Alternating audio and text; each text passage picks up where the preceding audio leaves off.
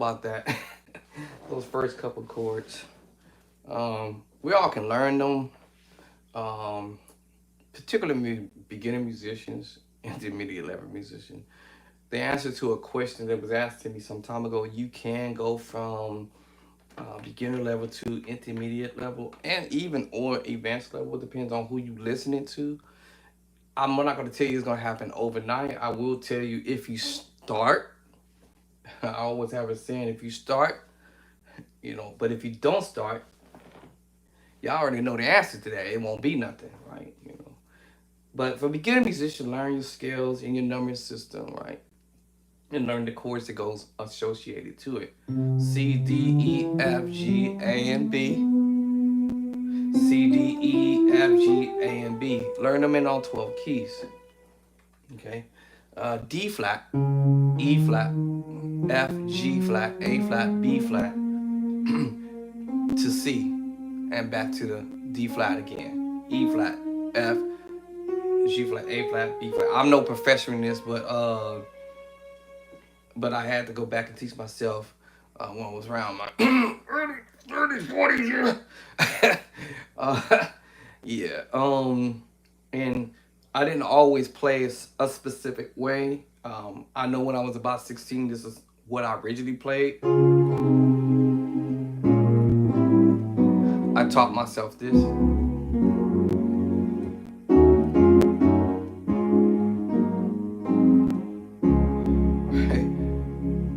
And so I didn't get no help when it came down to that. I ended up learning how to do this on my own. All right. Now, I'm not going to go into this whole long uh, testimonial thing, but I would just feel that back then, moving forward until what age I'm at now, I have reason to believe that God didn't want me to know that stuff immediately because I believe that God felt that I was gonna be uh, one of the cats in the crowd. Sometimes you can be a certain way. And I'm pretty sure some of y'all catch what I'm talking about. And if the ones who don't know what I mean, you can end up being so cocky that you don't forgot where you came from your elementary level or preschool level or first grade level, that now that you think you all that in a bag of chips. So I had to explain it like that. I just believe that God didn't want me to have that earlier on, and that's just my thought, my opinion about this scenario that's transpired in my life. How come I just couldn't? I don't care how much.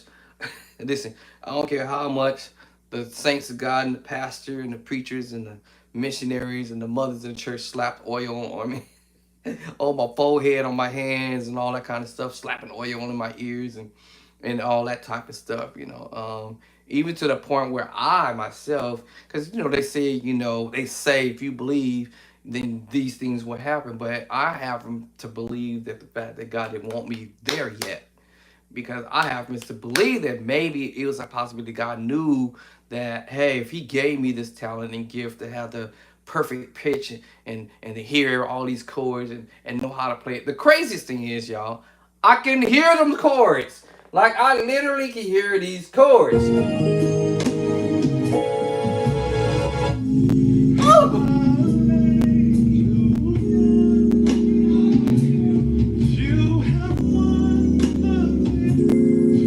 I can hear them chords all day. I can listen to an album, CD, or whatever. I can hear them chords all day, but I don't even know what it is.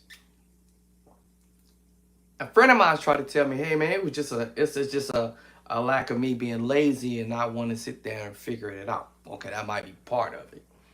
Um, but I just couldn't figure this stuff out, and then I started thinking back as time went on in my life, and I said I'm not going to do a long testimony thing, but there's some of us will never be at a specific level that we think we should be at, musically wise. Let that sink for a minute. So God let me know years later when I was around my early 40s in between there. It was basically letting me know all as years go by, there is a reason why you're not at this level of where everybody else were at that I felt at the time, right? So I was reading in the scripture one time, or a preacher was preaching this message, and I really didn't want to hear it. I didn't want to hear all that foolishness, right? Well, God giving every man, every boy measures, gifts, and talents, and so forth. I'm like, what? I had to read it for myself, right? Wow, man, God give every man, every boy, every woman, every man, every woman, every boy and girl different talents and gifts. Oh, that would explain why my abilities is not the same as the guy across the street. See, the guy across the street, he can get up on top of the rooftop. He ain't scared of heights. He's got a talent for that. Get me up on the roof? Oh, heck no. I ain't getting up on nobody's roof. You got to be crazy. Because maybe I have a fear of height. So, roll back. God gives every man, every woman, every boy and girl different talents and gifts. So if you, this person who's listening to this video, don't think that it's a curse of some type. Sometimes God wants to show you that, hey, I have the power. I can give you the power of the you can play what you hear. And then I also can take away the power of the gift that you can hear and pick things up. I use this analogy sometimes. Well, I don't have perfect pitch, but I remember my mom used to take me to the doctor. I think my son has a problem with hearing. I ain't had no problem with hearing. Y'all know what the saying is, I had selective hearing. I only wanted to hear what I wanted to hear. So the doctor put these headphones on my head, hey, okay, or female, male, whatever, and they use that little thing. Can you hear that? Can you hear that? And pick different tones, and I clearly can hear them. Now, to ask me what the notes were in that tone, I had no knowledge of what it is. Now, that brings me to this point where people say, and I'm not gonna argue with it. This is not an argument type of thing, but people say, "Well, I have perfect pitch," and I'm like, okay. That's just like my dad would say, "Hey, son, I'm gonna train you how to ride a bike at 8 years old, 2 years old, and you're gonna get on, and I'm put some training wheels on. By the way, you're gonna have the arm pads and the knee pad. I'm gonna put the helmet on your head, and I'm gonna put you maybe a thicker jacket on you so you don't, break nothing." And you got trained how to ride a bike with the training wheels on at first. And then he decided, hey, I'm going to take one off. Now, remember, son, you have to balance right now. You have this side to protect you, but this other side is not going to protect you. So you need to learn to balance over a period of time. Of course, I fell off. Get back on. Fell off. Get back on. Fell off. Get back on, right? Until finally, eventually, I can kind of feel my own balance over a period of time. And that's called practice. And then eventually dad said, okay, I'm going to take the other training wheels out. You think you got this? And I'm like, with confidence, yeah, I got this, doc. Yeah, I got it, dad. And dad moves the other training wheels off. I ride for a second, boom, boom, boom, fall over. I thought you said you had it. Let me get back on and do it again. Fall down again. Anyway, musically wise, I believe that God didn't want me to fall miserably. He didn't want me to break my arms, break a leg, and break a neck or whatever, bust my head open, right? There was a reason for the madness, right? So every man, every woman, and every boy, every girl, God has given us specific levels of abilities to do certain things. Not everybody can drive a 18 wheeler. I don't know how to drive an 18 wheeler. Okay, listen, I drive a car, I can steer. Let me use this analogy. I used to ask my dad, can you train me how to ride a stick shift? I was mesmerized by it, and I always wanted to learn how to do it. So one day my dad said, hey, all right, come on, son, you can go with me. But he told me to sit in the back seat. And I'm like, man, sit in the back seat? How am I going to learn if I'm in the back seat? But anyway, his intentions was I was to ride with him and listen to what he tell me, quote unquote. Well, son, all you have to do is you have the gas, you have the brake, and then you have the clutch, and then you have your gear. So I'm sitting over his shoulder like, okay, all right. So when you get ready to go to the gear, you smash down on the clutch, you put the car in first gear. If you hold down the clutch, it's going to allow you to go to first, second, third, fourth, and so on and so on. And then you can find neutral and then you can find reverse. He went through all this process. But meanwhile, I'm in a back seat, y'all, listening to the instructions, right? When I'm in a back seat, pops, how am I supposed to learn? Anyway, fast forwarded. So we went somewhere. He picked up his buddy. They went out, whatever. Again, I said, Dad, when you gonna show me how to? All right, son, come on, get in the car with me. So this time he let me in the front seat on our way going to pick up somebody.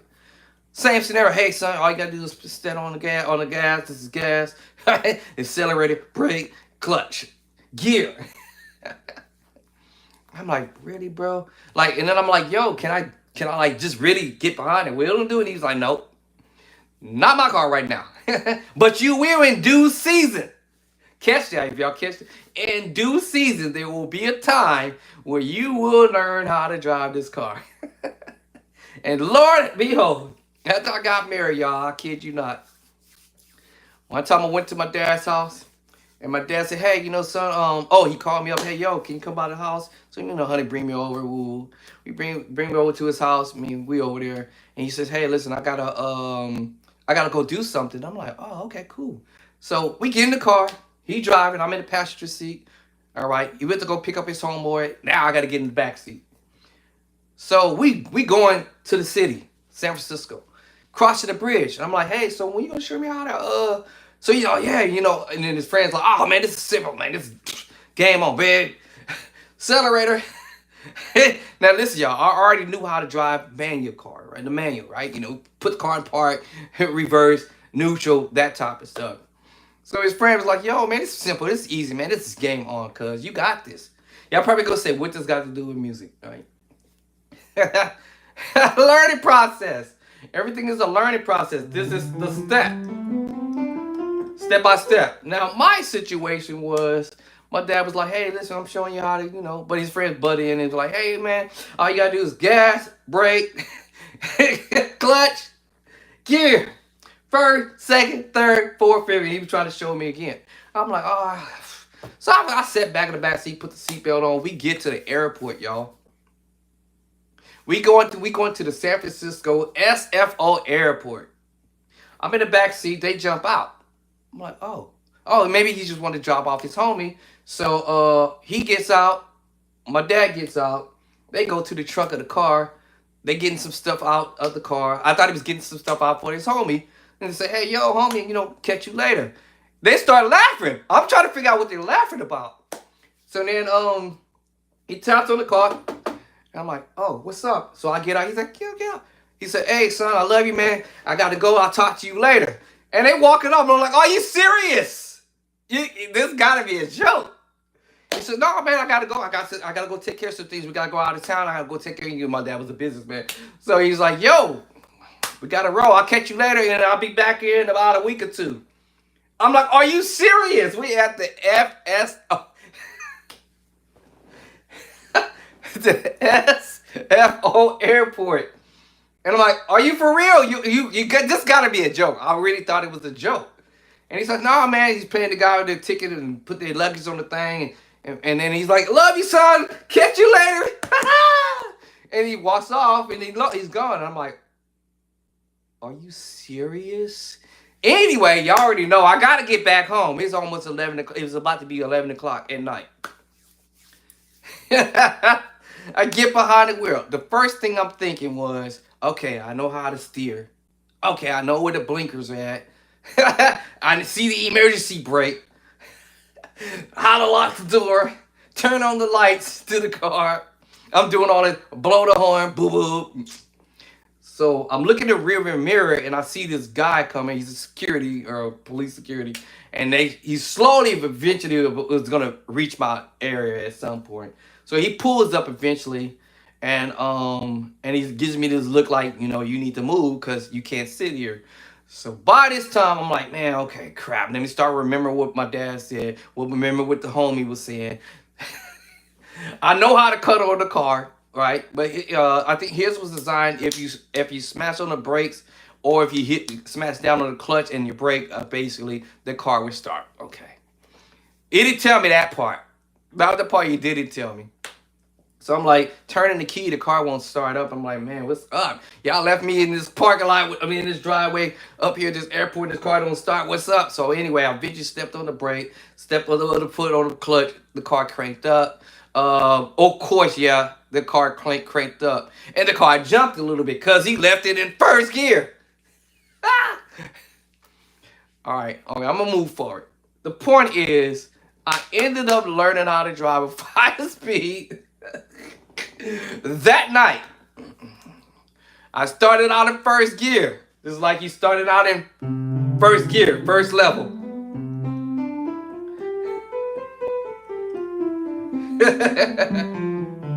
All right, so yes, the car jumped a little bit. Yes, I jumped a little bit on the cord. No, I jumped a little bit on the. I'm jumping. The car was jumping and jumping. I was like, oh man, what is up? So I had to remember.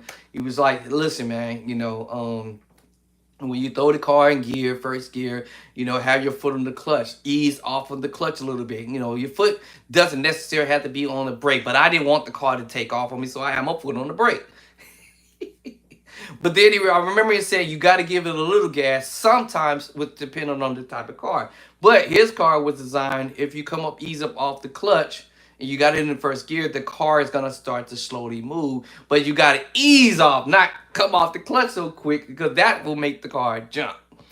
So then I started doing, the car was doing it a few times, maybe 2 times, and then finally I started remembering, oh, okay, I got to ease off the clutch. And then I drove the car all the way to the freeway first gear. I got onto the freeway and I was still doing first gear at the time. And then I started thinking, okay, all right, okay, all right. It sounds kind of funny because it was revving up too high. So I was like, oh man, okay. Boom, I was in the slow lane, y'all. Okay. Then the final, I said, okay, let me pop this clutch and then ease down on the clutch, pop it to second gear, and then ease off the clutch, and then the car didn't jump and do all this shutting off and nothing like that. So I drove that second gear all the way from the airport to the bridge, to the San Francisco. Y'all, that's a long distance. To the San Francisco bridge, y'all. I was halfway across the San Francisco bridge. Finally, I got enough willpower. I was like, okay, all right. We headed back to Oakland to, I think it was 980 to 880s, right? So I got on that little stretch there, and I was like, all right, okay. Maybe I could go to third. So I got almost to, I want to say, High Street, around about that area on Highway 80. By this time I'm like 80, and then I finally popped it into third gear. Finally, my confidence started kicking in. So like I said, you can start out, all scared, timid, timid a little bit. You unsure. You unsure at first in the beginning. Now now you're not unsure because now you've done this a few times, right? So my confidence kind of got up there, I didn't get super cocky, right? Now I got to our exit to where he stayed at, actually, at the Hagenberger, and then I decided get a little cocky and throw the car in fourth gear. Listen, I'm about to exit off the freeway. Why do I need to throw it in fourth gear? Anyway, I threw it in fourth gear. The car was moving a little faster because I was giving it more gas. And and I'm like, okay, I'm about to get to the end of the street. And there is no other continuation of the freeway. It's just when you get to the end, you either going left or you're going right. And then, so I found it down, smashed on the clutch. The car started to slow down. I hit the brake. And then I had to look for the neutral. I literally had to look for it. So I started downshifting from 4 to 3, and then I was trying to go to neutral, but I went to 2, and then I went to 1, and the car just kind of dropped in the front. It didn't stop, it just dropped, like you could feel the front end dropping because I threw it in first gear. So then finally when I got to the stop sign, then I threw it in neutral. I was able to find it. Meanwhile, a couple cars were behind me. I was nervous. So then I was like, okay, cool. Let me do that same scenario that I did at the airport. Ease off the clutch on first gear. And then I started learning how drive this man's car. By the time I got to his house, which wasn't too far from the bar station off of Hagenberger, then I went up and down the street, up and down the block or whatever. It's late at midnight, so ain't nobody out there in the way. So that's how I trained myself how to drive a stick shift car. Same scenario I'm doing with this, training myself how to play these notes. B, A, C, F. I'm sorry, B, A, G, F, right? E, slowly, D, C, repeat. B, A, G, F, E, D, C, right? 1, 2, 3, 4, 5, 6, 7. 1, 2, 3, 4, 5, 6, 7, right? Or 1, 2, 3, 4, 5, 6, 7, 8, 9, 10, 11, 12, 13, 14, 1. And then I started training myself chords. And y'all know after a while, at some point, the training wheel's gonna have to come off. And so I start getting the concept about the scale, the number system. And now I got my chords on the 1, 2, 3, 4, right? 5, 6, 7. And back to my 1 chord again. And then I start thinking, I can take this major chord, put it here, 2 chord down here. And I got a D minor 9/11 chord. What? Now at the time I didn't know what I was doing, y'all. Now chording is technology has come in, right? Now chording can allow me to see what the chord I'm playing. Because at first I didn't know what I was doing. Listen, I just told y'all you can go from a beginner level to advanced level quite quickly depending on the type of material you're working with. And all I'm doing is using the chord in the scale. D minor, C major at the top, D minor 2, E minor 3, F major 4. Now, how would that work when I go to G major? Now you see my fingers in the way. So, I'm going to have to do something, right? How is that going to work? G major. It ends up being a G major, A minor 9 chord. A minor. Because I got G and a piece of that F major chord there. Well, let's just think about G major over C. Now, move the finger over for a reason so I can go to the first inversion of the C major chord. Y'all see what I'm saying? It just happens to still be a C major chord, C major 9 chord. Now, let's put the G major here. Now I know I'm playing the C major chord with inversion. Second inversion, I had the root, first, second. That's why they say practice your inversion. But there's still a C major 9 chord. It still end up being a C major 9 chord. Even though I'm using a G major chord, y'all. Now I'm saying to myself, that's cool, that sounds cool. What if I desire to switch the position and say, I want to put the C major on the bottom. Okay. And put the G major chord at the top. Okay, well now we have the G there. That's okay. Then that's the part of the G major chord. Ooh, it's still a C major 9 chord. Oh, wow, that sounds pretty nice. I just switched the fingering now. Oh, I'm feeling that. Now I want to add another note to it in the C scale, and I'm just going to add what is called the 2, we call it the 9. C major 9, I'm just coloring it a little bit. The D is already there, I just put it here. Now I can do this, ba-da, ba-da-da. Just color it. Oh, so I just cut it a little bit by adding the extra D there, which is already there. C major 9. Oh, your chords is in your scale. 1, 3, and 5. 3, 5, and 1. 5, 1, and 3. That's your inversions. Root, first inversion, second inversion. And because I know what my 1 is, it's a C. I know what my 3 is, it's E. I know what my G is, it's the 5. And then you rotate that and put my 1, my C at the top, my G is in the middle, and the E is on the bottom. Now we got a 3, 5, 1 chord, even though it's the first inversion of the C major chord. the training wheel is going to have to eventually come off if I train myself, teach myself, if you will, self-taught. And you can do it too, or if you can afford lessons from taking lessons from other people, so shall it be. Pay it and get it over with if you can afford to do so. Okay? All right? So I started self-teaching myself this, self-teaching, right? Because once you learn a concept about your scales, you can do it in all other keys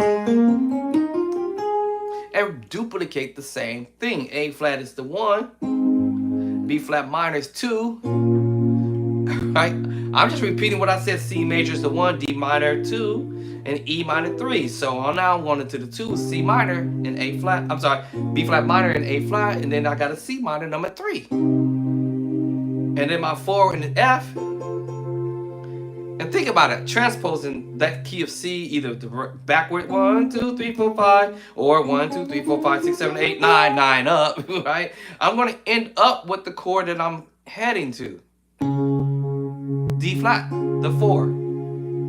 A flat 1, B flat minor 2, C minor 3, D flat minor 4. I'm going to come up with that one way or another. So if I'm on a 4 chord in F, major move, minor move, 3, 4, F major.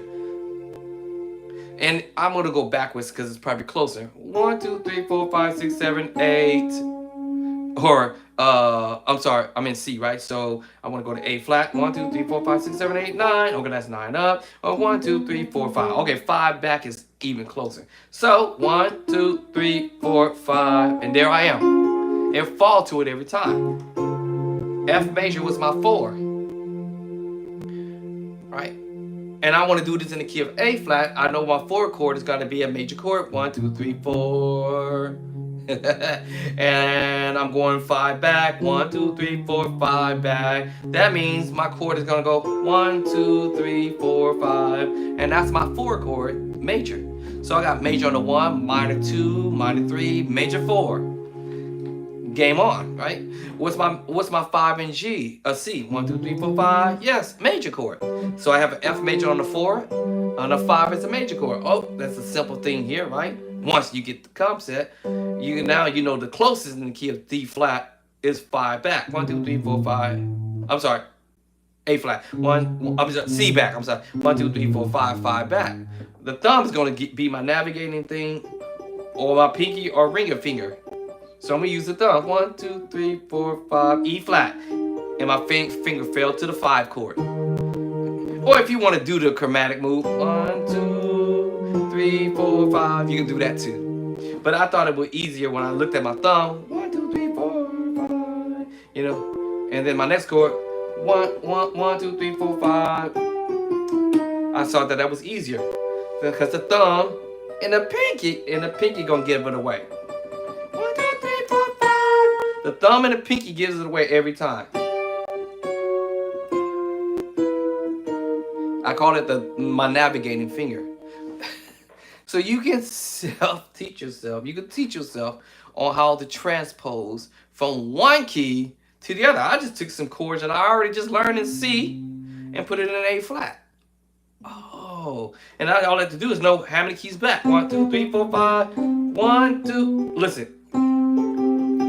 1, 2, 3, 4, 5. My bad. Wait. 1, 2, 3, 4, 5. And I got my A flat. Well, if you want to use all 3 fingers, right? 2, 3, 4, 5. Now I'm on the 1 in A flat. It doesn't matter what key I put this in. If I want to go to A or whatever, right? From C sharp to A, how many keys back? 1, 2, 3, 4, 5. It's closer. Or it's from C sharp. But from C, 1, 2, 3, 4 is 4 back. Game on, right? Right? 1, 2, 3, 4. A. It told me right away. 1, 2, 3, 4. Right? It pretty much told me how to get there. And the finger will fall every time.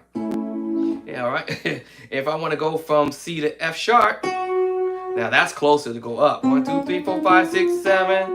Versus 1, 2, 3, 4, 5, 6. Oh, actually, it's even. Even like Steven, right? So that was even. Either way, up or back, right? and I want to go to the F sharp major chord, the same scenario. Depending on which finger and I'm using for the situation, pinky and thumb, whether I want to go up with it or back. Is how many notes I said 7 back? 1, 2, 3, 4, 5, 6, 7 back, or 1, 2, 3, 4, 5, 6, 7 up. It's because it's in the middle. Right, so it happens to be in the middle, so 7 up. 1, 2, 3, 4, 5, 6, 7. 1, 2, 3, 4, 5, 6, 7. Now my pinky would have let this out. See, my pinky would have let that out. I'm sorry. Oops, my bad. Right? So the pinky would have let me there. 1, 2, 3, 7. Yeah, so the pinky would have led me that time because I'm going to the right. But thumb, it will lead me to the left. Pinky would have led me to the right.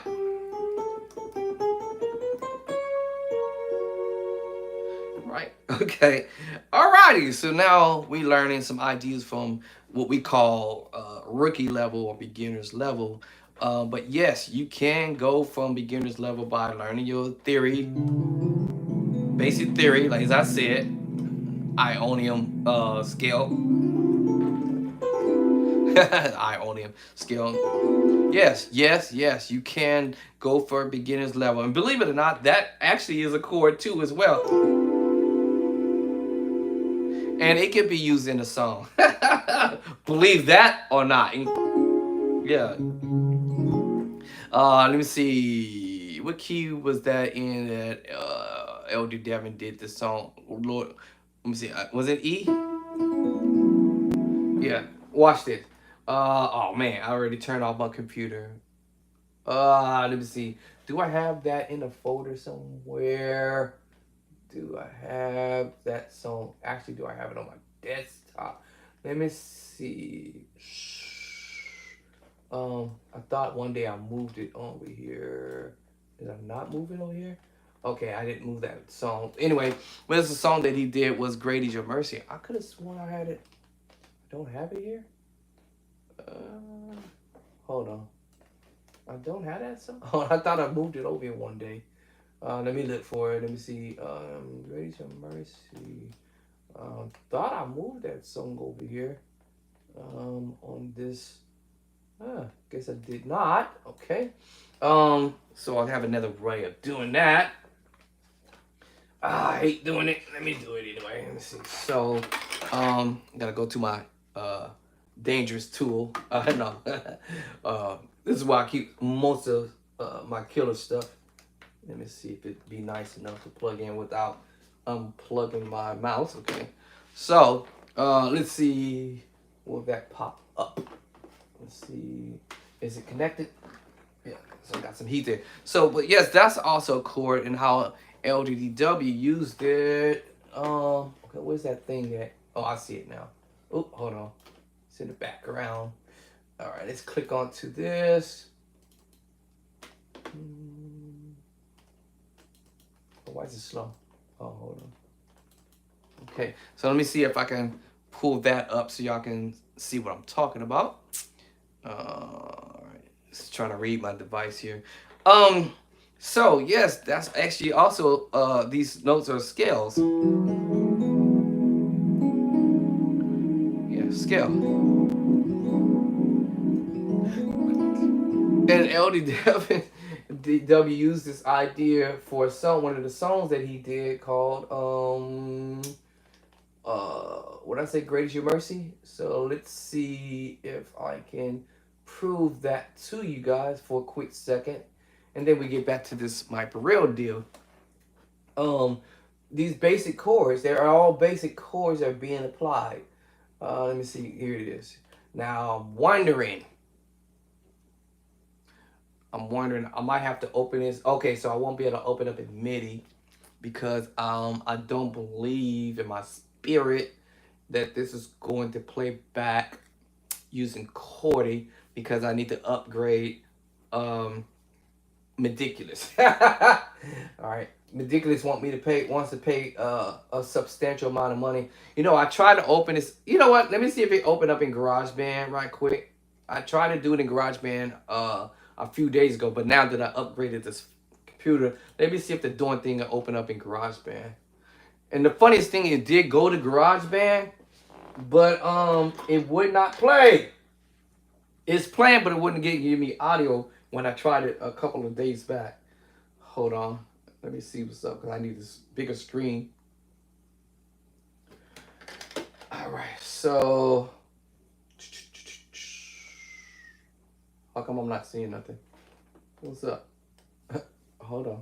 What? Why I don't see this? Hold on. Okay, so the disc is untitled. Cannot be ejected because the finder is using it. I am the finder. Oh, and I see the second track above it. So, hold on. Let me see if the doing thing gonna play. What's up with this thing? What's it doing that? It's supposed to let me see the screen. What is he doing? Sorry about that. Hold on, this monitor. Did it disconnect? Hold on, y'all.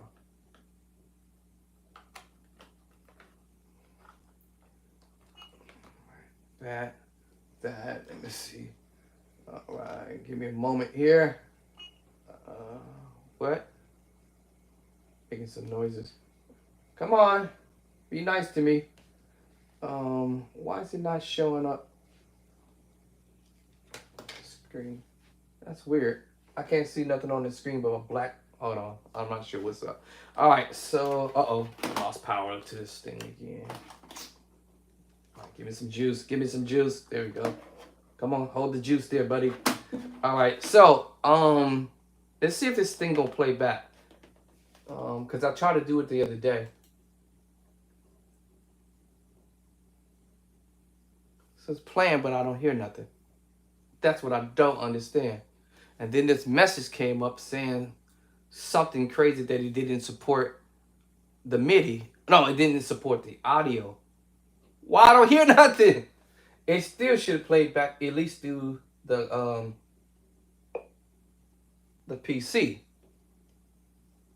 Now this time it's running all the way straight through without stopping and leaving me no crazy message. That's weird to me. That's weird to me. So let me hit the stop button. See, last time when I did it, it left a message, kept leaving this message. So why isn't it not coming out of the audio? Now, let me see what happened when I plug this into it because, now that's making me question this thing because this is funny. So let me plug this in. Oh, hold on.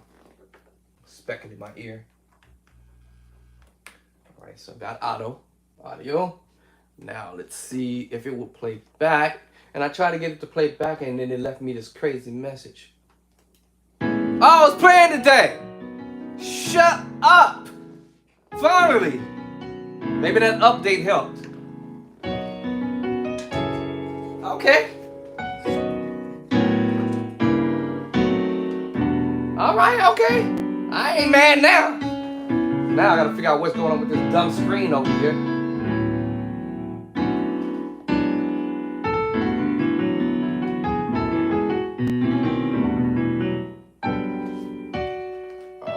All right.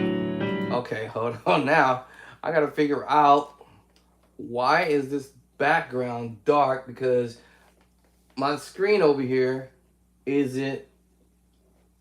Oh, there it is. Why is it doing that? Oh, what is it doing? Oh, wait, why is it doing this now? Did I hit something?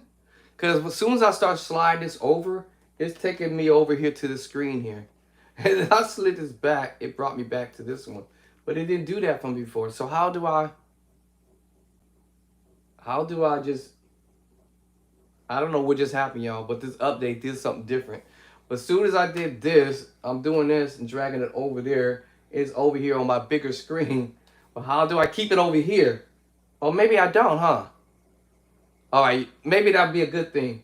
I think that's a good thing. So I moved GarageBand over here, y'all, for now. So now I can see Cordy. There you is. All right, but now, why? That's funny to me still. Hold on. Why? I'm asking myself some questions here. Why am I not Now, if I move chordy over there, it's over here. But if I leave it over there, I don't see it here now. Why is that? I don't know what just happened. What did I switch? Now it's over here.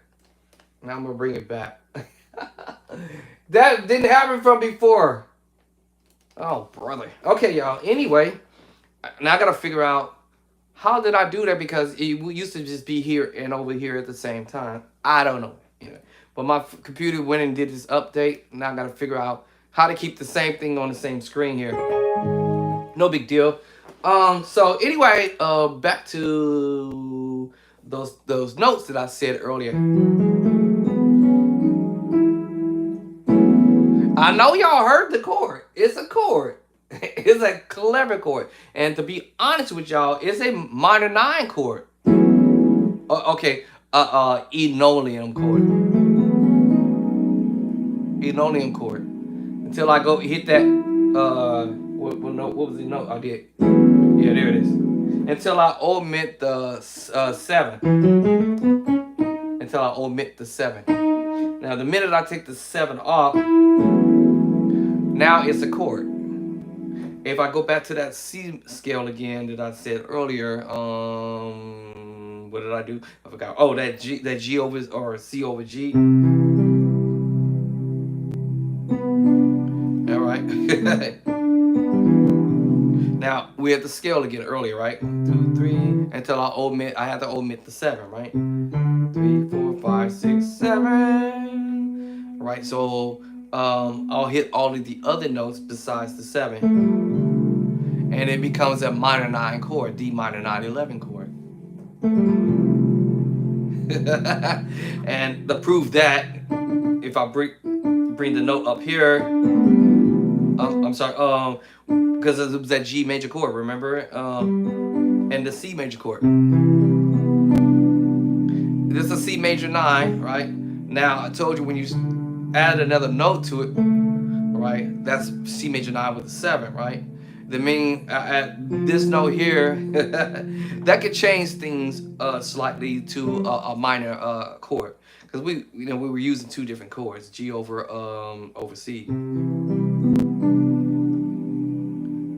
And now until I minor one of the notes, see, and I had to minor one of the notes, which was the 3rd. 1, 2, 3, minor the 3rd. Right? So C minor 9, 11.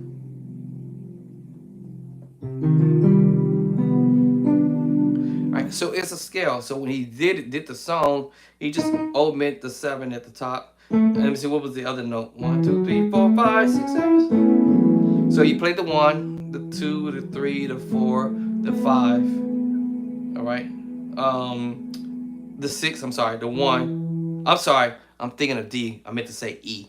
1, 2, 3, 4, 5, 6. That's the 7, right? And back to the 1. So that's the enolium chord, or I call it enolium chord, a scale, if you will. As soon as I take that off, now we have the F sharp minor chord, F sharp minor 9. F sharp minor 9. Even if I put the E on the bottom, it just makes the chord sound prettier.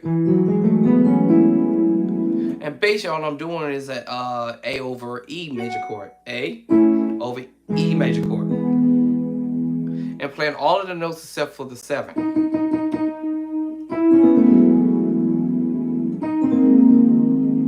Transpose it.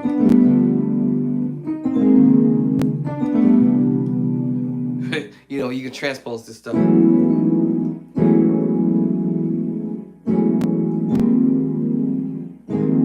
it's crazy because the closer you are to it,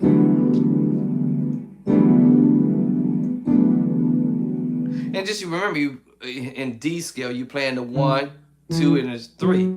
1, 2, 3 in my left hand, and my right hand is picking up the 4, the 5, and the 6.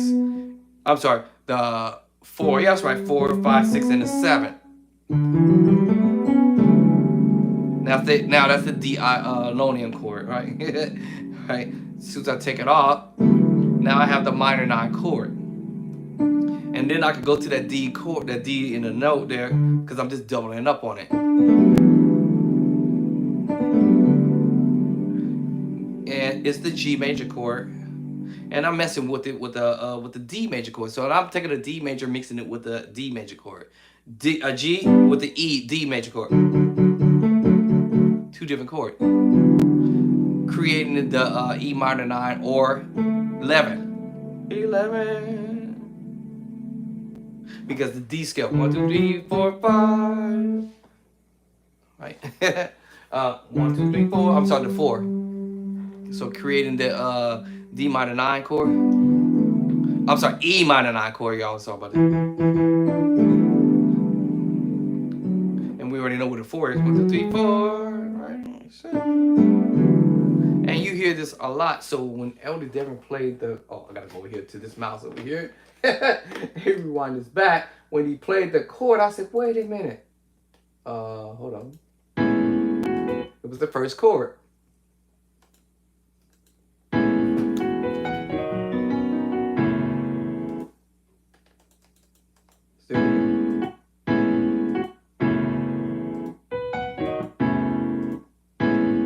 Yeah, it's the first chord.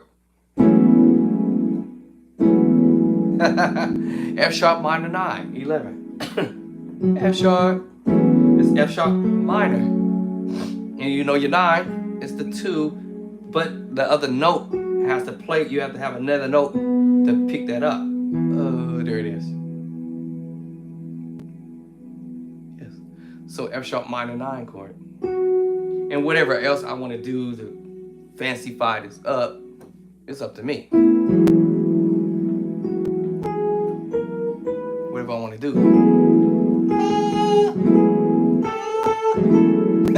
Whatever the notes I can come up with, you know. Probably not. That killed it. So that was fine. F minor 9. 9, 11, I'm sorry. So F sharp minor 2 until I hit you with that E down there. And that's the E on the bottom, creating this voicing that we're hearing. And I'm now going to give it some extra notes. That's the 11. Right? See what I'm saying? All right. Woo! So, yes, you can learn how to play like the pros. Once you learn how to mix match chords, you can take a major over major, 2 different major chords. As I mentioned already, taking my C major chord, put it up here. I know it's like a combination of, or, you know, like, hey, which finger's going to have that C here? But we know F is a C, F major chord. We already know C, E, and G. So I can still go ahead and say, yes, this is a F major 9 chord. Because I have the 9 at the top. Remember, the continuation is 1, 2, 3, 1, 2, 2, right? 2. Remember 2. Remember 1, 2, 3, 4. Remember 4. If I decide I want to sharp the 4 or something like that. 4, 5, 6. If I want to go to the 13, this is it. So when you hear people say, "Hey man, learn your major 9," all right, major 9 chord. Or maybe they may say your major 11 chord, but you know you gotta sharp it. Sharp, major 9, 11, major sharp 11. I'm sorry, major 9 sharp 11, because I had to sharp it because it didn't. It's not gonna sound right with the 4. It sounds funny. It sounds kind of funny a little bit. I mean, it's a chord. It might sound okay depending on what you're trying to do, right? But, you know, to me it sounds funny, you know what I mean? Now here, remember I told you about the dominant chord? C major, flat to 5, okay? And then now I'm going to put this F major chord on the bottom. But you see, it sounds funny. Even if I add another 2 with a 9 there, and let's see if it kind of clean it up a little bit. It sounds kind of funny, but depending on what you want to do with it.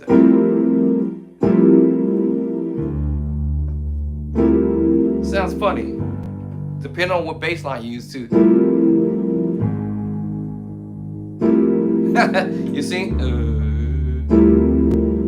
Okay, maybe D, maybe. Still sounds funny. Let's go to E with it. Maybe F. So you see? Let's try F sharp. A flat. So you see how funny it sounds? B flat. B. I tried all of these notes, bass line, to see what I come up with. C. See, it sounds funny, right? So you remember that C major, flat the 7. We call that C7, but I've heard people call it dominant chord. And I have this F major chord down here. Now, I realize it sounds a little funny, right? So I can go ahead and say, well, I guess I'll take that 7. Not 7, the 4. And let me just go ahead and flat the 4, but technically it's the 11. So what if I just flat the 11? And basically just gonna take me to another type of chord. So it's gonna take me to a C major 6 chord. If you look at my finger, I told you what the number system was. 1, 2, 3, 4, 5, 6. So C major 6 chord. Okay, now let's see how that's gonna sound now. Ah, it sounds nice. Yes, okay, all right, okay. But it's still gonna be an F major 9 chord, no matter how I cut the buzzer. Now I'm gonna go ahead and put that, that's right, that 9 again is here. Okay, it sounds cool. Oh, but it's still a D minor 9 because now because I put the D down. It's become now a D minor 9 11 chord. You remember I flat I went ahead and flat the 11. Half step back. Now I'm going somewhere with this. And this is what the pros do, or advanced musicians level music, intermediate level musicians do. If you're a beginner, this is what they do. Find some ideas. You know, that's what I'm doing. Finding some ideas. Ooh, that sounds nice. Yeah, okay, I'm feeling that. I'm feeling that. I'm feeling this. Now you remember earlier I flat the 11. Now I said you might hear people say learn your major 7. So that's your F major 7, and then they may say learn your 9. Whether you want to put the 9 on the bottom or at the top doesn't matter. It's the 9 because of the continuation of the number. 1, 2, 3, 4, 5. 1, 2, 3, 4, 5, 6, 7. What comes after 7? 8, which is the 1. What comes after the 2? After 8 comes 9. After 8 comes 9. Y'all know. I know y'all get this now, right? And and after 9 comes 10, which is the 3. And after the 3 is number 4, but now the number system went up. 8, 9, 10, 11. So I ended up flattening the 11 and creating a C major 6 chord. C major 6 chord. C major 1, 3, 5, and that's the 6. C major 6 chord. Now when I add the other notes that are in the C scale as well as the F scale, right, they share some of the same notes. So that's why technically I could go and add the 4, which is the 11 in the C scale. Now I'm going to be running out of some fingers over here. And because I hit the F, now this goes to a what? An F major chord now. F major 9. It sounds a little different. Yes, it's an F major 9 chord. All right. Now, we got the 6, which is also, we call it the, what number? 13. So you may hear people say, learn your 7, learn your 9, your major 7, your major 9, your major 11. It sounds funny, so I had to flat it. Now, I could have sharpened it. I can sharp the 11th chord. And it's still a what? An F major 9 sharp 11. Now, that ring finger is not doing nothing, so I can go ahead and hit the what? the sixth note, which happens to be the number what? That's right, 13. Sharp 11, 13, 9, you're 1. You're going to say 8, but you know, you're 1. Oh. Oh, yes. Oh. Yeah. So now you went ahead and took care of your 13. I'm sorry, you went ahead and took your sharp 11. I'm sorry. Sharp 11 or flat 11, if you will. You have the sharp or flat. All right. And then you have your 13, which is the 6. And then you have the 9. Now this chord happens to be called a G major chord add 2. You see? Because of the D was on the bottom. So this happens to be a G major chord second inversion. All I did was add 9. Or, okay, 2 now in this case. Because we talking about G major, the root. And all I did was have the D at the bottom. It was just ended up still being a G major chord, but just the second inversion. And because I was looking at my 1, my white, we may call this the 5, 1, 3. Now I'm going to add the what? The 2. Now until I hit a different note, or different note, that might change things. That might change the chord I'm playing.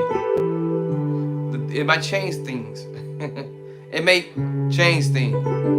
Y'all follow what I'm saying? So that will happen because you mess around with the bass line. But yeah, you can go from rookie level to advanced level quite quickly depending on what you're practicing on. So that's what the Elder Dever played, was the F minor 9 11 chord. I gotta remember the mouses over here. Yeah, so it's saying. All right, and I said, oh wow, okay. And so he's F sharp minor 9 11 chord, and then he's reaching out to do this little, and this is called the perfect fourth. If you're thinking about F sharp 1 2 3 4 or G flat, it's the perfect fourth.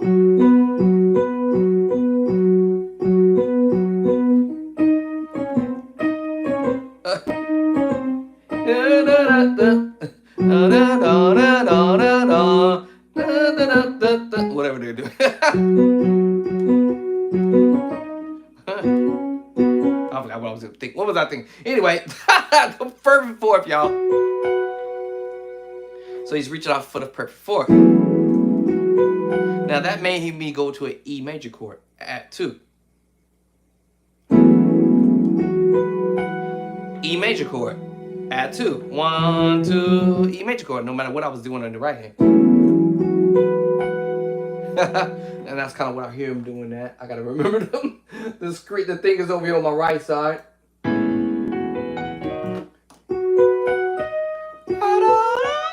I was talking about perfect pitch earlier, and I don't have perfect pitch.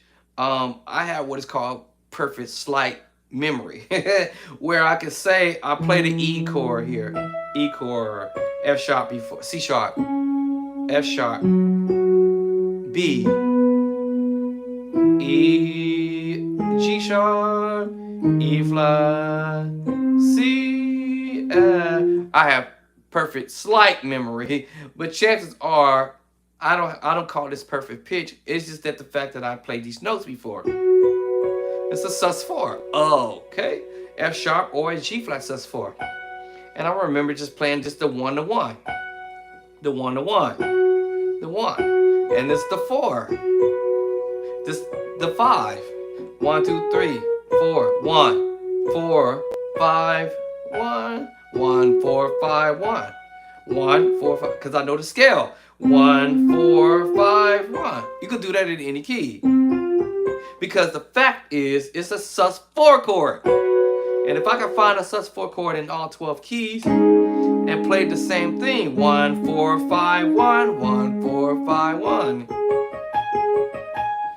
it's a no-brainer at some point, because now you're like, oh, and the D, 1, 4, 5.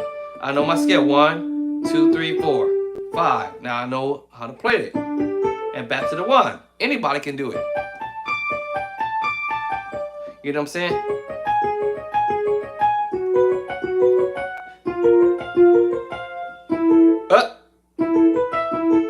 And transposing. You know what I'm saying? Y'all get the point, right? So at some point, I'm like, oh. So, oh. Right? Oh. Yeah, what is he playing? The F sharp or G flat? Depending. I guess the song is in E. I'm gonna assume it's in E, right? The movement he's doing in E, I guess. Okay, or G, E, whatever key he's doing is in. And then I'll hit the 1, which just happens to be basically the sus4, but he just omitting the 5 and playing the 1, 4. What? What was it? He's just playing the 1, 4 back to the 1. And then he's hitting you with the 6. 1, 4, 1, 6. Oh, probably now by that time my left hand would have moved to the next chord. If he's moving to another chord.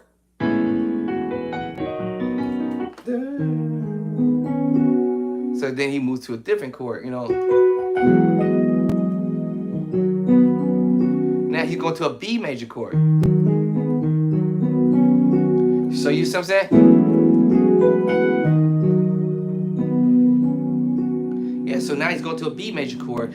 Root first. That's why they say study your inversion, because you never know when the organ player or the keyboard player may voice notes, either split the chords with 2 hands, or maybe they do the chord with the 1 hand, right? Arpeggiating it a little bit, you know what I mean? So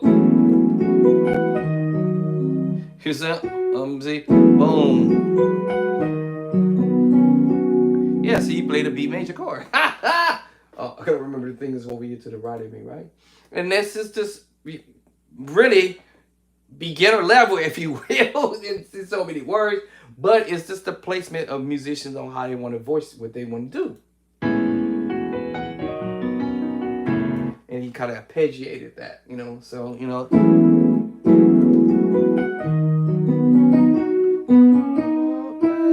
went right back to it,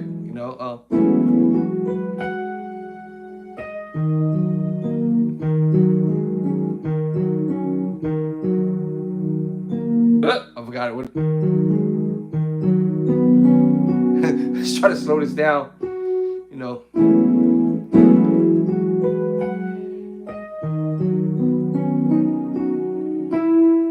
Right back to it. Anyway, so learn those minor 9 chords, major 9 chord, major 9, 11, sharp 11, 13. So that's talking about your major move. Learn your minor 9 chord. We can do that too, which I had already alluded to that already by taking my C major chord and I put it at the top. And then I put my D minor chord on the bottom, and I'm looking at the scale. 1, 2, 3, 4, 5, 6, 7, 8, 9, 10, 11, 12, 13. So now I can create the what? The major 7 move. I mean, not the major 7, but the minor 7 move. I had to flat the 7. Otherwise, this will be a D minor major 7 because of the 7. So what do I need to do? That's right. Minor to 7. Half step back. So now I have the major 7. Remember, you out here musicians, learn your major 7s. Learn your minor 7. Right. Learn your minor 7s. Your major 7s. Right now, your minor. Now we talk about the minor. Now we did the major already. Major. We already talked about the major 7 and the major 9. Right. The 11, sharp 11, or flat 11, or whatever. Right. And now we have the minor 9. I have the 11, the 7. Now I have the 9. How did I do that? Because 8, 9. the bottom. Right. So the 2 is the 9 now, right? Flat to 7. Now I have the minor now. Now the minor 9, 8, 9 in the D scale. Right? 9, 10, 11. There's it. There it is, right? The C major chord. All right, D minor 9, 11. Now, what's the next one? 13. We got the 7, we got the 9, and then we got the 11. Now the 13 is where? In D scale. 1, 2, 3, 4, 5, 6. There it is right there. The 6. Or I can put it at the top. Oh. So when musicians say learn your major 9 chord, or your major 7 chord, learn your major 9 and your 11 and your 13s. And here it is. 7, 9, 11, 13. So now this is a D minor 13, 9, 11, 13, 9, 11. Now, if I play just this note up here at the top or down here, wherever I want to put it, this becomes a D minor 7, 13. D minor 7, because my 13 is at the top. But as soon as you either hit the 11 or the 9, that changes things. This is the 9, actually. Then the 9 ends up being on the bottom, which is D minor 9, and then your 13 is at the top. But the second that you go to the 11, the 13 is going to be the dominant move at the top, and it's going to go on the bottom. Now that I have the 11th there, now it's the 13, the 9, and then the 11. So when people say learn your minor 9, your 13, your major 7, I'm sorry, your major 7, major 9, and your 11, you might have to flat or whatever, or sharp or whatever, and then your 13, right? And this is what make your chords fat, right? You know, you're trying to learn how to play the fat stuff, you know.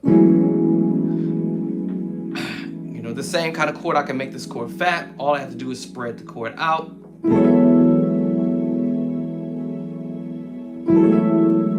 Spread the chord out, you know. You know what I'm saying? Or change the bass line or whatever I want to do, you know. You know, and spread the chord out.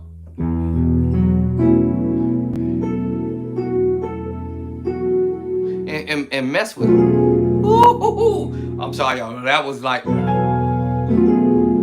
was a Mike Bereal chord right there, y'all. Y'all know I can use that. I did. That was an accident. Oops. A major sharp 5 and 7 at the 2 underneath.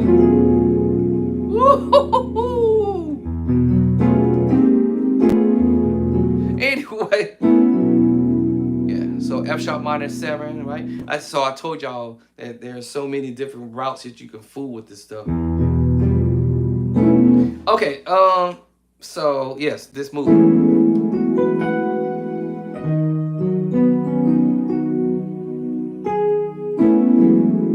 Right, okay. So that was the Devon move on that song called Great Is Your Mercy. This other movement was Mike Bereal stuff. All right, let me I'll leave this there since it's already over there now. But this is Garage Man. I'll move it back. Oh, okay, it's pretty wide there. All right, I'll keep it over here on this side. All right, so yes, you can go from rookie to advanced depending on what material you're listening to. So let me drop that volume. Let's get at this couple chords that we can pick up from Mike Bereal. Said I was gonna learn some stuff from Mike Bereal. I never got around to it. I just kind of, you know, was trying to work on some other stuff. Oops. Where am I at? Okay. All right. So I got to click off this thing over here. Okay. So now that I found out that I can actually play this, now that I upgraded the computer, and now it lets me play the music. That is pretty interesting. So let's get back to the Mike Bereal deal, right? All of these chords are nothing but basic chords that are being applied. It's just how he's moving them to a certain spot. Da da. So you just do that, you know. Now you can, like I said, you can go to the 6, 5. And then he hits you with this A major 9. I told you, if you learn your major chords, you're going to learn your other note chord. This is just the A major chord. I'm going to add the 2 to it. Right? And then I'm going to sharp my 5. Right? Sharp the 5. And then I'm going to add the 7. And this is an A major 9. Sharp 5. Which I had always been talking about in my other videos over and over again. Like Don LaPree would say, if you try to buy houses and cars and make money or whatever, you can make thousands and thousands and thousands and thousands and thousands and thousands of dollars, hundreds and thousands of dollars. The dollars. Oh, right. You were just repeating chords over and over and over again, and then you just transposing it over. Transpose it over and over and over and over. Yeah, you just transpose until your hands eventually, sooner or of the later, get used to let me see, we're going, what would we have? F, and we have F major sharp 5 add 7. We have F major sharp 5 add 7. All right, we got G major sharp 5 add 7. And then we have A flat sharp 5 add 7. And then we have A major sharp 5 add 7. And then I might just add the 2 to it. And there you have it. All right. So, all right, then you're gonna hit you with that. Oh, what is that bass? Like I said, is I'm just looking at it as D flat, 6 to the 4, and using the sus40 to arpeggiate that. I'll probably just play the chord and then go to the 5. And kind of arpeggiate that, sort of. I heard him going da-da. Something like that.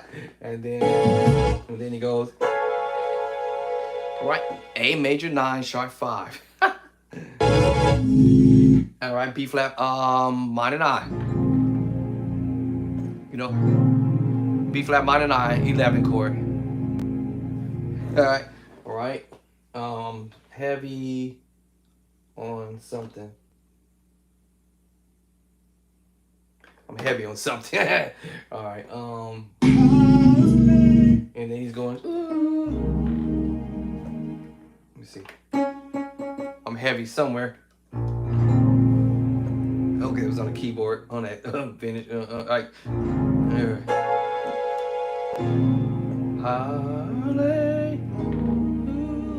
All right, he's just playing an A flat major chord, basically. You know, all right, B flat minor 9 11. All right, A flat major 9. Spread out. All right.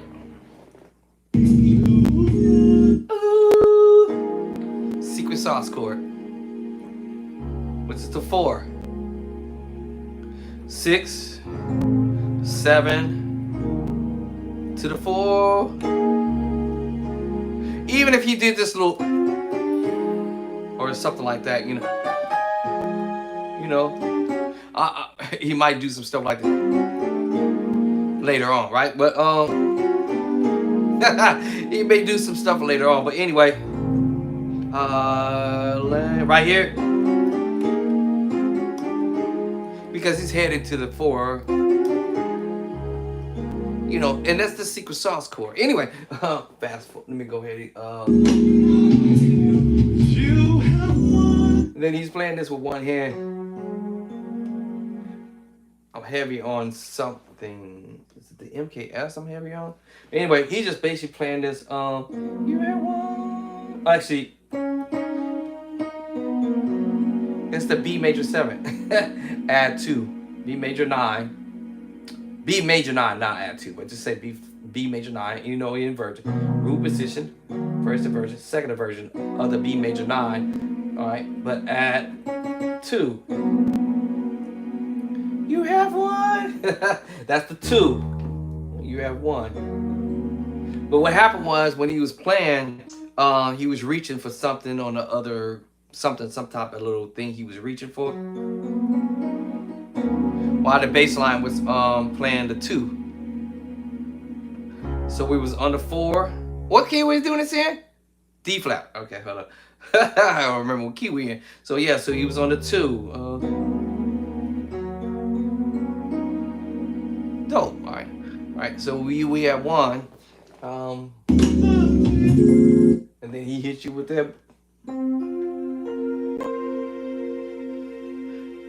That's the 6.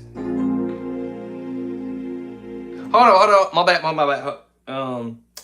Scratch that chord. I said. So we were on the 4, and then he used both hands to play this portion, which was the chord I just said already. Here. So it's still B major 9. He used both. Well, I'm using both hands, but he actually used one hand. And then he went to this chord. That's the 6.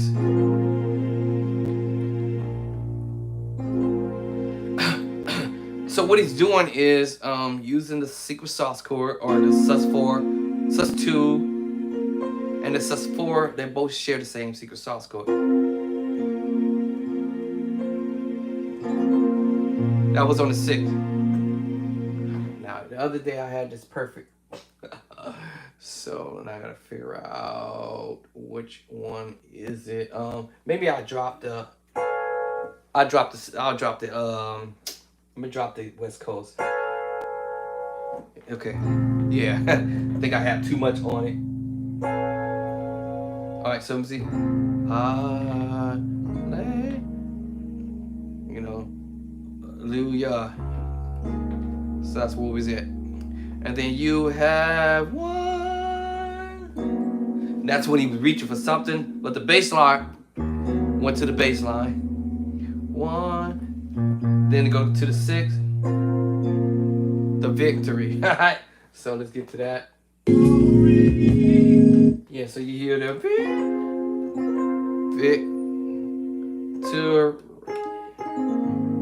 Alright. So hold on. Alright, so let's do it one more time.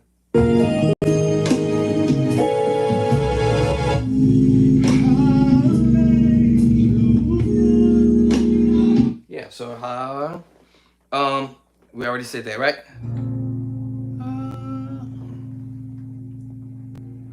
Hallelujah.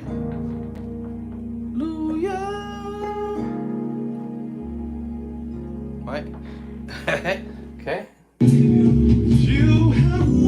And then when you have 1, I'm gonna put the bass line there so that we know that this is a B major chord. We have 1. B major 9. You have 1. But he did that with the left hand, right?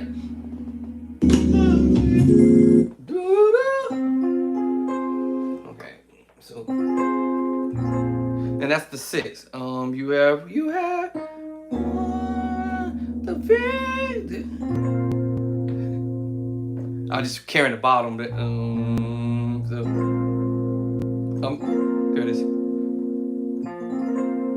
Because he's not carrying the bottom. It's the bass guitar playing carrying the bottom. Yeah, so you hear that? Remember, this is sus2, secret sauce. So he's doing that. Okay, let me hear it one more time. Now my fingers might hurt this. Okay, so my finger might hurt. My fingers may have hurt it.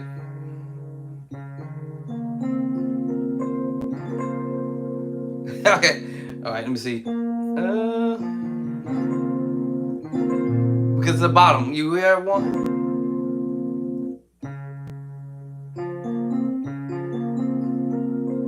Yeah, so my brain's hear that. Cause you have 1, right? So you know, you have what was the word? We have 1. The next move is victory, right? You know, what I said the chord was,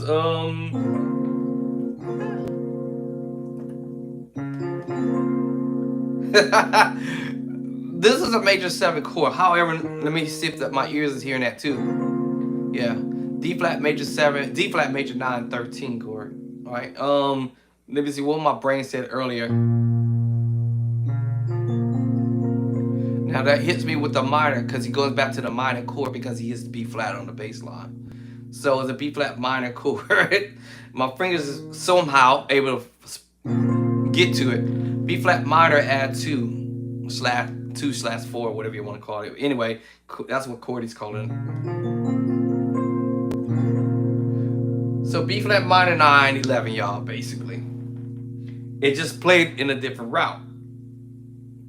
B flat minor 9, technically. Think about it. That was B flat minor 9, 11, right? And remember, I can play the B flat minor 9 in various different ways.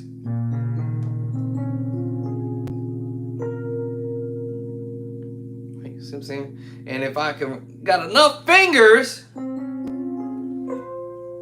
it's a B flat minor 9, 11. My fingers can't reach it. Yeah, B flat minor 9, 11, right? Yeah, B flat minor 9, 11. And because of the bass player is picking it up, the bass line, this is a B flat minor add 2/4 chord, right? Because you hear me doing it. Now let me verify. If I'm missing this, then that changes the voicing because that means now I'm gonna have to go that voicing. So hallelujah,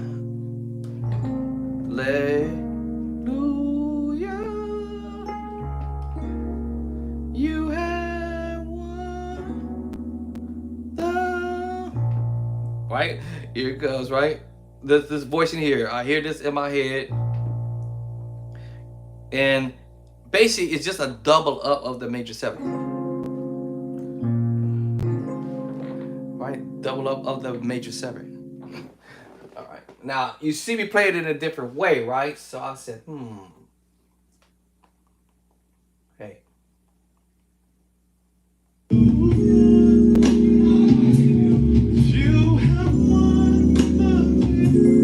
is what I thought.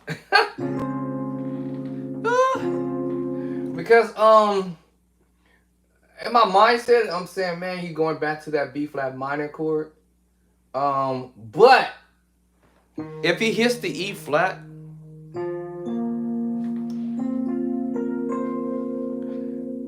y'all follow what I'm saying?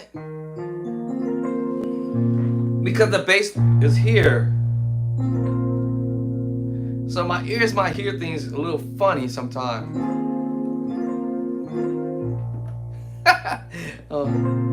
And this is what I really actually hear in my head too.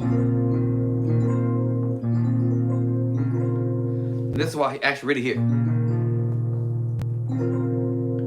So this could be tricky, like I said. You have, what did I say again? I forgot already. With you. And this is like I said, B flat minor add 2. So my ears may play tricks on me. You have won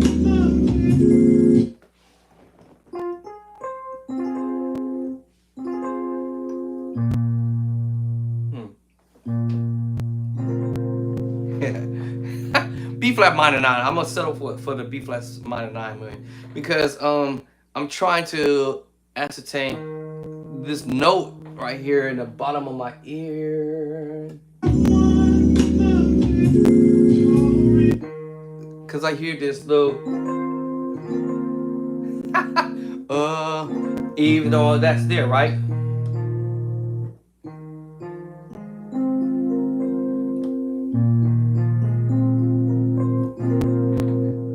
It gets funny. There it is. And it's a B flat minor 9 chord. Right? And that's what I'm thinking he's doing right there. You have. Oh, I'm sorry. You had one. You had one. This move here, and I don't forgot how I played it. No, the Vic. So I'm gonna probably settle up for.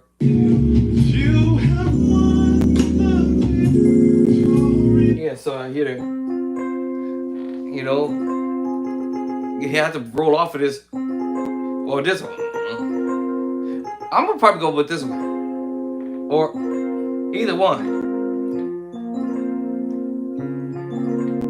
Or it sounds more like this one. Cause that kind of like in the bottom there. So it kind of sounds that in my ear, that particular voice. And I try to raise up. I think it's this, y'all. I'm sorry. Here it is.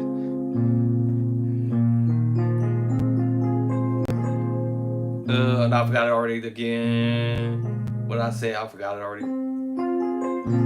There it is right there. B flat minor 9. All right. It was just because I'm trying to hear this chord in my head. You have won the victory. So, hallelujah. You have won the victory. Oh, there it is. So I'm trying to determine B flat, A flat. So hold on. You have won the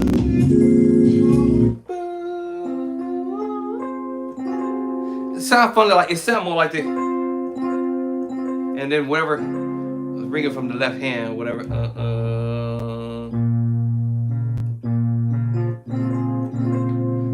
You know what I'm saying? After that little, that thing is probably black. Like I said, but that still ends up being a B flat minor 9 chord.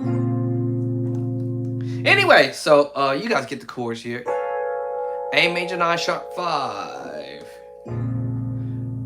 All right, B flat minor 9 11. All right, just trying to share what you got. A flat major 9 chord. All right, D flat 6 9 chord. You have, I told you just B major 9 chord. This is the 2. Then we're going to the 6. Right, and that's this movement here. I said. Actually, I don't need it. I can just roll off into, as long as I have something to roll into. There it is. All right. All right. Left hand, because I'm carrying the bass line, but technically with a bass player, it will be D flat major chord with a piece of the sus4 chord. Or this is a minor chord, F minor chord inversion. And that's why I'd say it was an F minor movement. And when I roll that in and knowing that's the 6, that makes sense with the B flat minor chord, B flat minor 9 chord. You have won.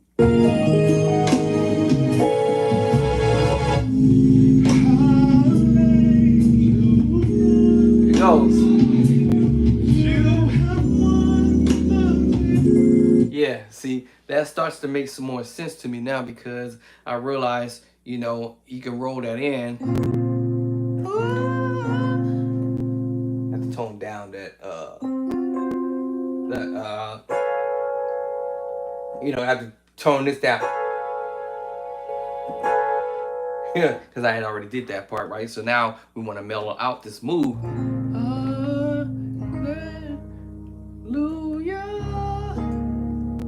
You have won. Whoa, what's going on here? Oh, you have won. You know, this is the voicing he played. You have won. B major 9, 1, and then what did I say that chord was again? The Vic. So he sends the victory, the victor. A flat 3. No. Wait, how did I do? Victory at A flat at 2. All right, let me see. You have won the victory. Oh, okay. I hear you. Let me see. Okay, hold on. All right, hold up. You have wait. The victory. Now that sounds like he went to a sus4 there. Hold on.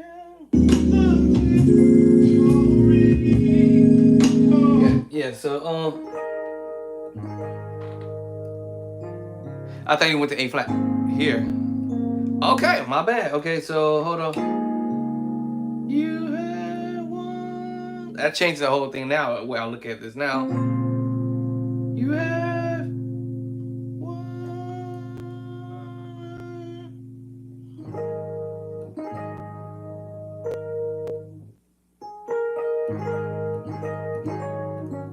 I'm looking for that. Nope. Because I'm looking for the secret sauce score. sus4. Because,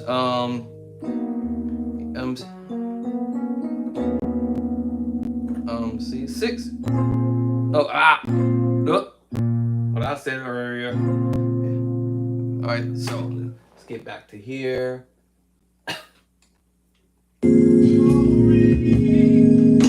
Yeah, so it's victory. So this is basically just a sus4. Then he's doing his wait. See, there it is.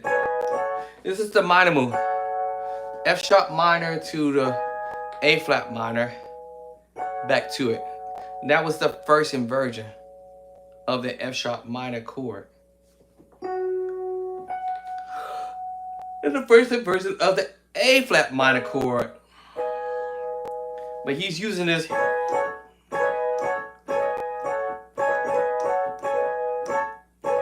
And then check this out. Then he takes you back to the F sharp minor chord, the root position. I have reason to believe. And then he takes you back to the root position of the A flat minor chord. So it's kind of like, you know,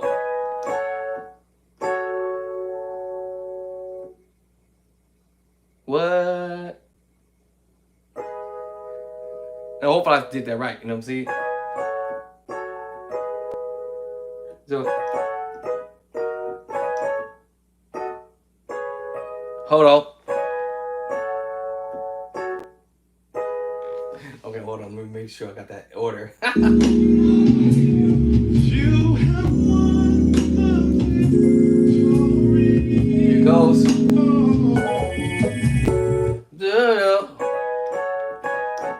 Right? Right? So, right? All right. The funny thing is because I'm thinking so hard over there, it's so dumb for me, but thinking over here. But yeah, so basically this F sharp to A minor, A flat minor. What's it? Oh, I'm sorry. So he breaks it up.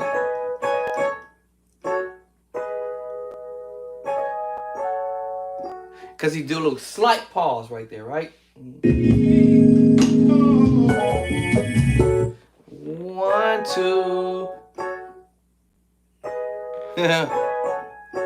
Uh-oh, stuck. Who's stuck? Right, so.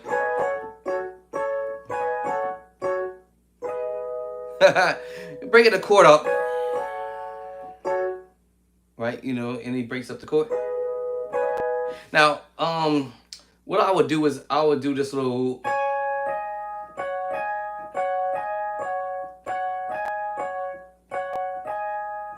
Because that's the first the first two chords he's playing. So breaking it up.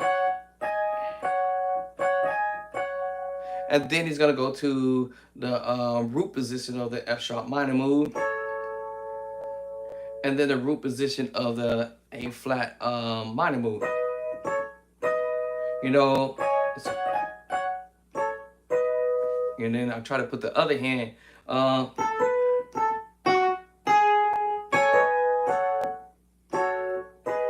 You know, what was it? You know, up.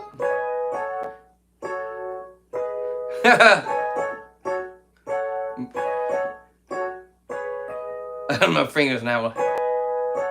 But, I gotta remember. But, so in the beginning, so, but, so one at a time. Then, you know, after I get all this stuff in my head, so it's just a pattern. You had one, right? The big. Let me see what I said earlier.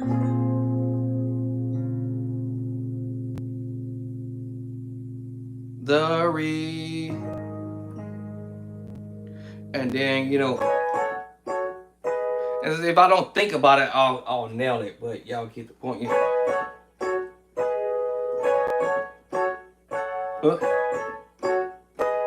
And you repeat that over again, and knowing that there's some knowledge behind it. What's my take on that? But like I said, I'm thinking of the F sharp minor first inversion of the A flat minor.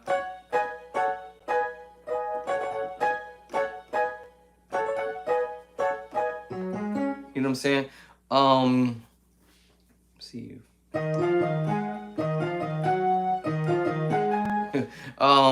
You know.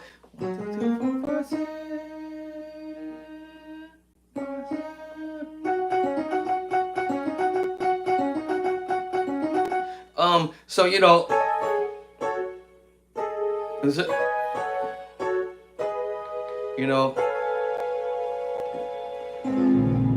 if you can just grab chords, this is just my take on it. If you grab chords, okay, I said B flat minor 9, okay, A flat chord, A flat 9 chord, you know, D flat 6 9, right? You know, A major 9 sharp 5, right? Cool. The rest of this F sharp minor, A flat minor, and back to F sharp minor to A flat minor.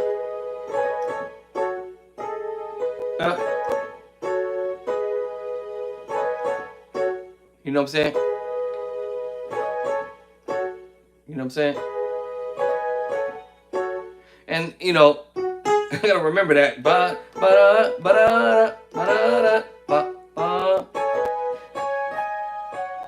You know, and then you know, but I not counted for a chord, and that's what I got out of that. But breaking it up with two hands.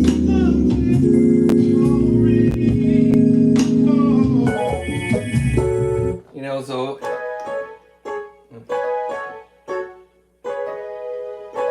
I might be missing a whole note or something like.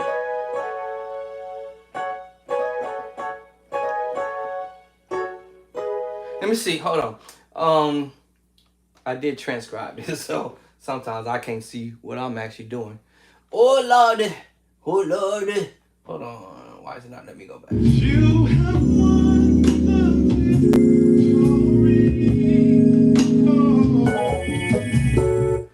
da da ba ba. I think I was supposed to go back to here. Oh, okay. So then bump, bump. So hold on. I am doing that. Yeah, that's what I thought I was doing. Ba-da, ba, ba-da, ba, ba, ba. That's what I thought I was doing. Ba, then, ba, ba.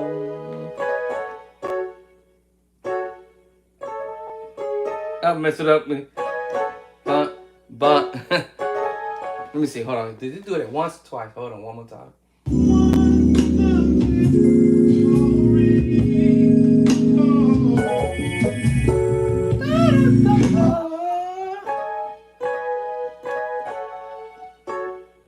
Cause why are you doing it? All right. Let me see what's up with my transcriber here. Hold on.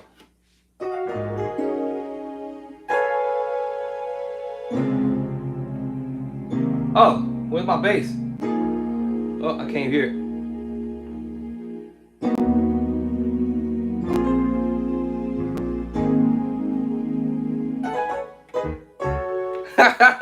All right, so I wanted to see if if I actually played that, because I was like, listen, I must be tripping a little bit. All right, let me wind this back, just right there. Oh, right there. So let me see that.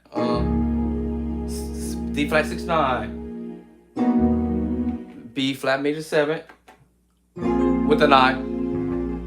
Okay, so that chord, I was right actually. So I heard, so after I looked at it. So yeah, it's a B flat minor 9 chord. Now it can also be a sus chord because let me see. Yeah, B flat sus 9 4. So remember I said this earlier. B flat sus 2. Then you know you have a oh no, B flat, I'm sorry. And then you have your B flat sus 4. So now let's look at this voicing down here with that B flat minor move. Now, watch this.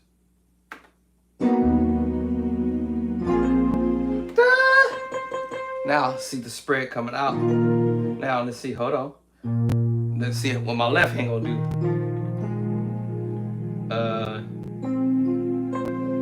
Yeah, that's what I thought. Exactly what I thought. B flat 9 sus 4. Isn't that funny, y'all? Let's see. Let's go. Before that, let's see. Yeah, there it is. All right, so B flat sus 4. And in my ear may hear this extra note, but B flat sus 4. I was like, wait, hold on. Now, the way I originally fingered this was like this. And that brings me to the minor 9 chord. So I need to switch over. That's why when I heard him playing this move, am I hearing this E flat at the top of my ear? Or at the bottom of my ear? And then you do that with the so what I'm trying to get at, y'all, is this is E flat sus 4 2. This is B flat sus 4. This is F7 sus 4, right? Now what I told you what the chord was. B flat sus 4, right? Now, if my reach is okay, right? Now, to reach, either hit this note here. Now, that would be a minor move, F minor 7/11 move, right? Now, I'm gonna get to my bottom. Okay, now I was able to reach it, right? So, B flat 9 sus 4 was what I thought. But the problem is, I can't handle the B flat there. So that means I'm gonna have to alter. How did I say it? I have to alter it. B flat 9 sus 4. That's why I was like, man, what is he playing right there? And I have my guess. I have my hunch that it will be a sus 4. But I just wanted it to be a B flat major 9 chord. 9/11 chord. Because it sounds pretty. You know, you have one, right? It's just sound pretty to my ear. The big. Right? You see what I'm saying? That's why my ears is like, wait, hold up, dog.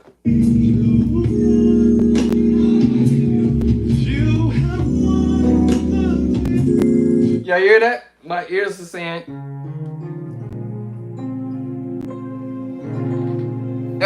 B flat minor 911 or B flat sus4.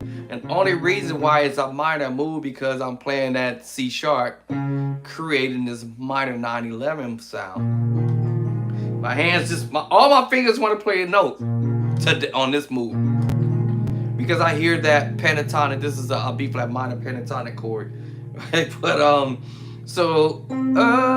and now I have the minor 911, minor 911, and it sounds pretty to me. Now, okay, now all I have to do is omit the C sharp, and then and then I have the B flat sus4, B flat 9 sus4 actually. But I'm telling you that 9 right there, that B flat minor 9 sounds pretty, right? So we have one. I don't know, my hands want to just do it. Yeah, it still want to play that minor 9 chord,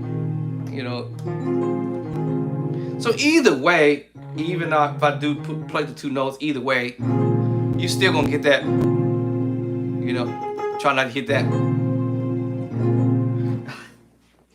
All right, either one of those is still gonna work. Yeah, so yeah, B flat sus9, sus4. Either way, even if I throw the minor 9 in there, I still got the chord across. Anyway, either way, both of those chords are nice.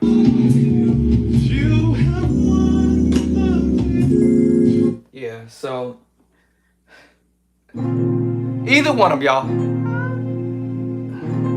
Okay, so I'm gonna go ahead and say B flat sus4. I'm sorry, B flat 9 sus4, y'all. But I'm telling you, that minor 911, all from one note. You have won the victory. I guess that's where you go on. The Vic. And then he's going to go to. That's the sus4, yeah. It's going to the 5 now. So on the 6 is this move here, and then to the 5, because this trip coming from this voicing to A flat 7 sus4, y'all. But it sounds cool. I want that major minor 9 chord to the. I'm sorry. Okay, I'm pretty sure he's gonna go back to this. I think. Let's see. That's my guess. Oh Lord. This is just my take on these chord progressions Mike Bereal is doing. Chord progressions I had already learned how to do by transposing. We all know how to do it, but we just make you add the 9, the 2, the 9, your 9. You know what I'm saying? And I can't help it because my thumb wants to play two notes. F sharp minor 9, F minor 9. My right hand just want to play. Now this key here is a little harder to do. Now that is a harder key to do. The E. Now F is cool until I got the E. Because that's the 2. Now, until I started learning how to switch the finger around, ooh, it feels funny. Yeah, it feels funny trying to do it. So I don't know about E. I'm sorry, yeah, E may not work. Now, the only way E is gonna work is I have to use 2 hands to pull this off for the key E, unfortunately. I have to use 2 hands. And remember, I told you it will be just voicing. What? How? Yeah. So I would have to use two hands, and knowing it's the minor move, A flat minor move, to pull this off. Oh, I had the sharp 11, which is the 4 by accident. Yeah. Yeah. So it will be more difficult to do because that's the 9. To get my hand, it's kind of unfair. So what I probably have to do there is somehow, and then you see my left hand's hovering to get there. So yeah, that's not fair, y'all. That's not fair, man. But it is what it is. Or I can just carry it at the top. Carry it at the top. And carry it at the top. Yeah. Well, I can carry it to the bottom now, but I mean now I need to just play 2 notes in the left hand. So basically what ended up happening is my hand is going to end up having to play this sus2 chord to pull this off because this is the E major chord. So if I can't get to my 2 here, at least I know I can get to my 2 up here.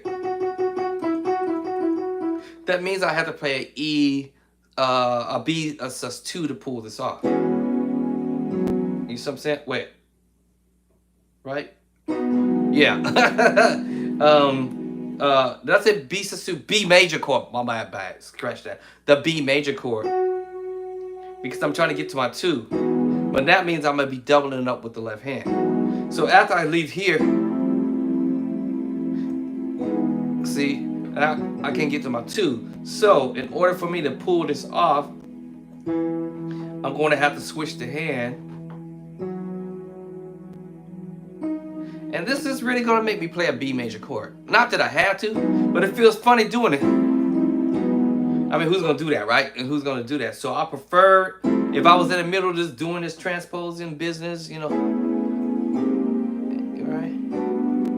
All those keys right there from me going to A major 7, add the 2 to 9. A flat, add 2, add 9, right? 2 is the 9. The G major 7, add 2, the 9. It's easy to do it. But now, as soon as I get to F, it's perfectly fine. And then the minute I get to the key of E, now I'm going to have to alter my fingering. It feels funny to be trying to do it like this. So I'm just going to go ahead and put that top note there at this point. And moving forward after this, then I have to continue on moving forward there. Now, when it was cool with the one hand, or I could use 2 hands to still pull it off, right? Remember I had this move here, right? I can still use the 2-hand movement because, what is it? Because I am, yes. So at this point, I'm using the D over, A over D in this case. Now, if I was coming from the one-handed move, now watch this, B flat, let's see, add 2 is not that easy. You can't get to it unless I have to do the same thing I had mentioned earlier, right? And say, okay, this is not going to work in B flat. Let's see, it worked in A, right? Yeah, no problem, A with the 2, but it didn't work with this key. So now I have to split the chord.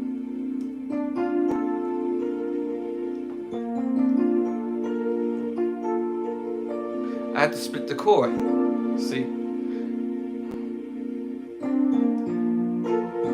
And I have to do inversions. That's why they said practice your inversion. Right? You know what I'm saying? So with that being said, yeah. So I would do it in version of the move.